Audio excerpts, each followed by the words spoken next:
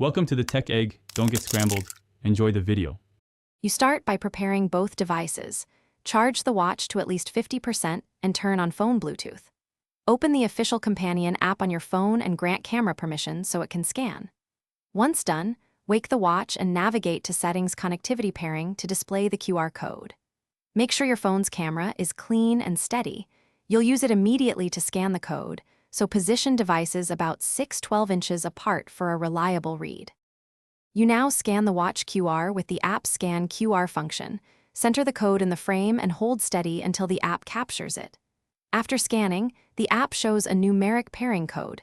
Compare it to the code shown on the watch and confirm on both devices. Next, the app will request permissions like notifications and location. Accept those to enable full functionality. If prompted, sign into the device account so sync settings and apps can transfer seamlessly between phone and watch. Finish by allowing the initial sync to complete. You'll see progress for contacts, settings, and watch faces. Wait until it reads 100% before closing the app. Once synced, verify notifications and health data flow correctly. If pairing fails, try these quick fixes.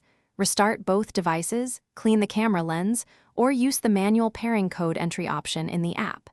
As a key troubleshooting tip, make sure both devices have internet access.